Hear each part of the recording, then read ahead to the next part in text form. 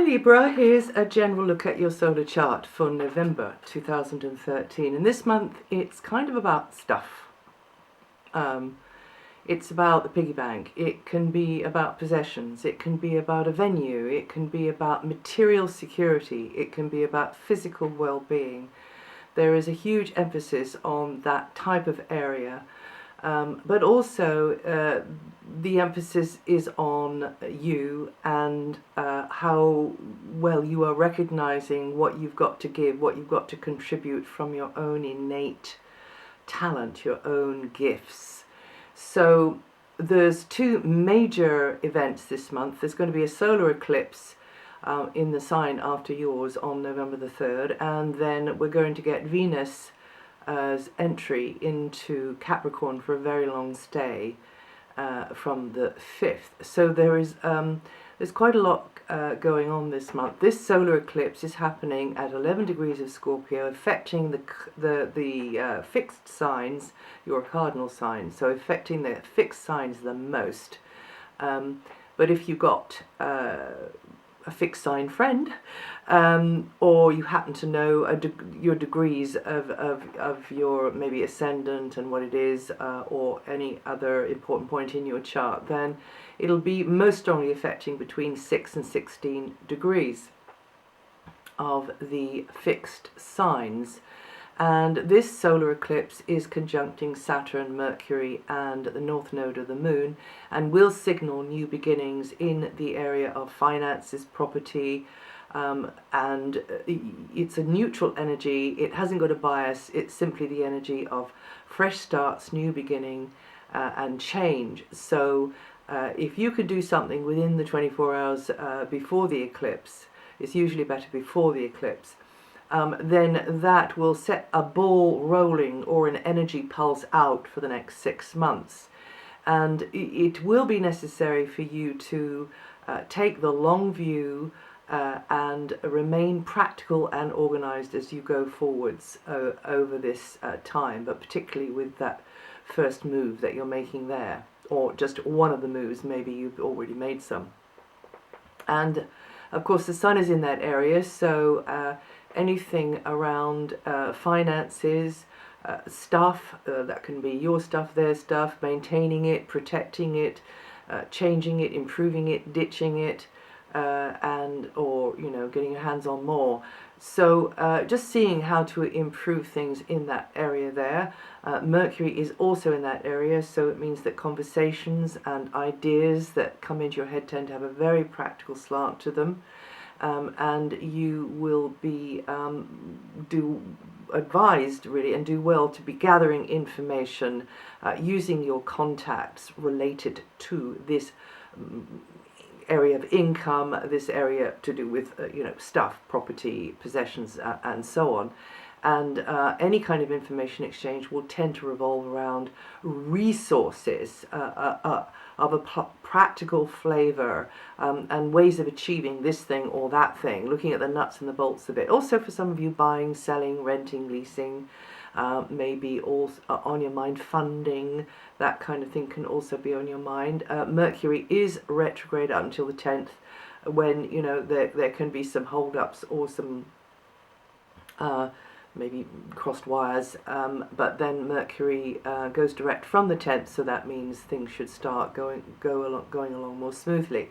Your ruling planet until the 5th is in your communication sector, giving you the silver-tongued persuasiveness, for which you are well known. In fact, she tends to bring grace, fluency and flow to your ability to handle people, use language effectively, construct a sentence, but also just in your daily encounters.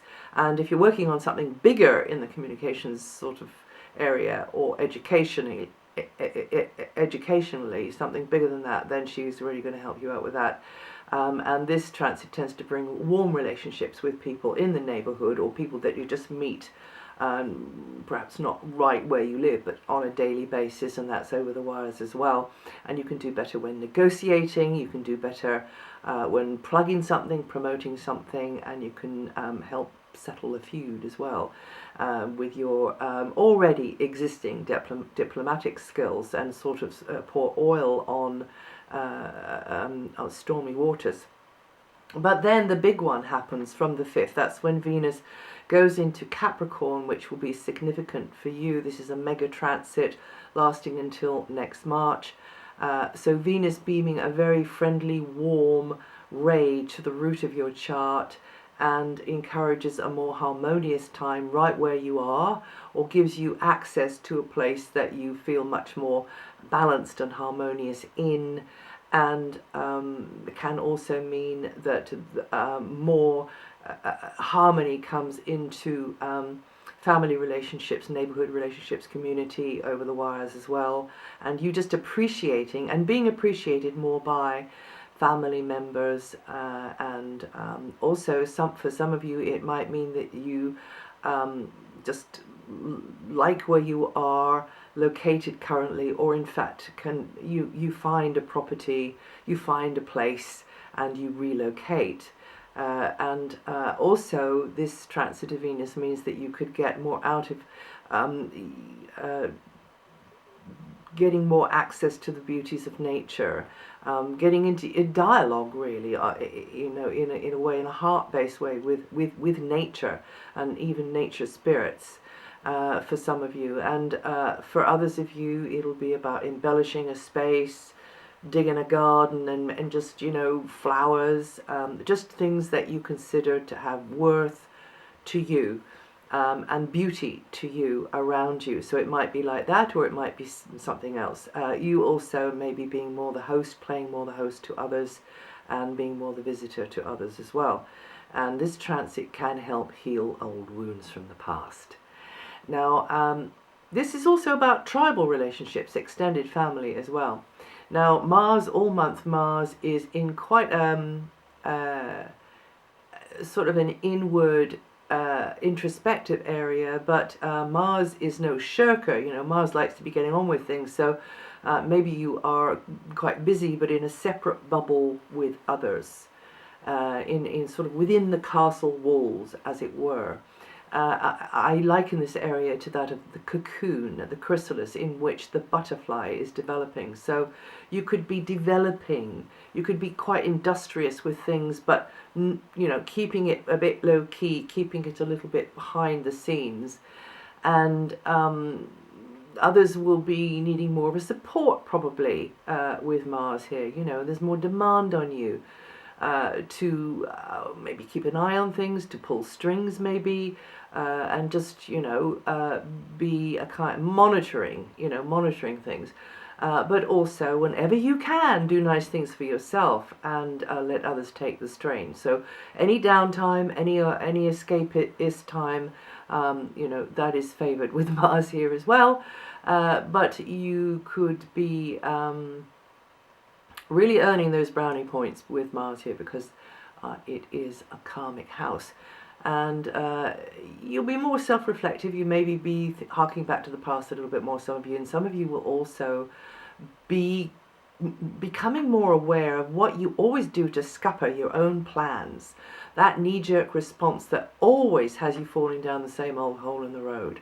So just allow the Mars energy to help you with that.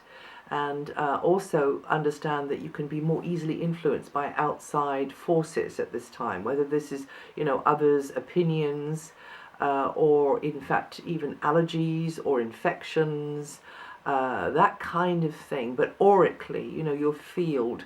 So, those of you who understand how to do this, just be more aware of putting up shielding in some circumstances. Be more self-protective in other ways as well.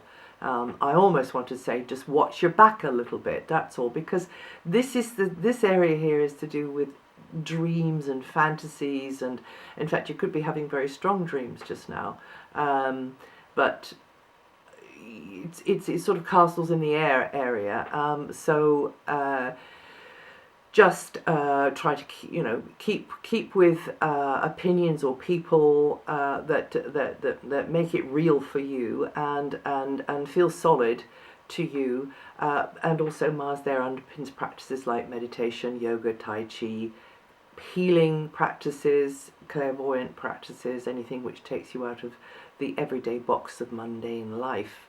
Now, Jupiter until next July is in your area of career and life direction, meaning more doors opening for you there and you learning a lot through that. Your highest goal could be puzzling over just which is the right way for you to go. And you will be appreciated more by others, I think, during this transit. So that's always a good thing. You should begin to feel more towards the end of the transit, whichever part of Libra you're in, of course, more established, more confident about what you are doing, the direction you are going in. And this is a time when your inner identity can mesh quite nicely, dovetail quite nicely with your outer identity, your image, what you're doing for a living. If that's any help with helping you to decide which way you're going.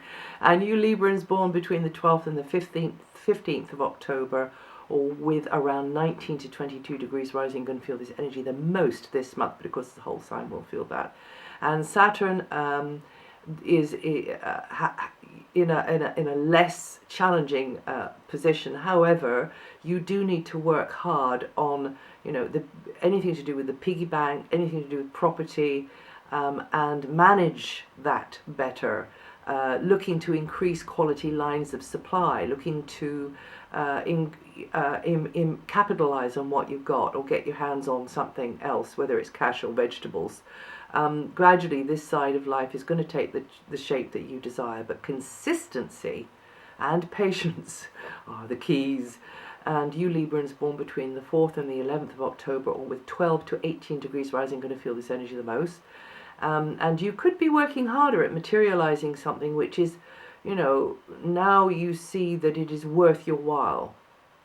And sometimes you can feel quite pressured because, partly because of where Saturn is, as you're bringing something to fruition.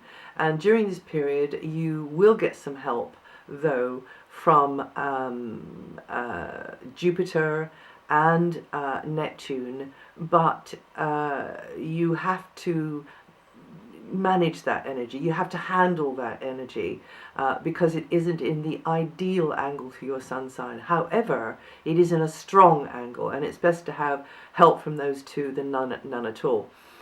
So new doors will be opening in your area of career, you capitalizing on what you've got there already and expanding on it. Expansion is the key for Jupiter in that area there, and you thinking bigger and being more adventurous about how you're doing that, and also where you're going from here in life.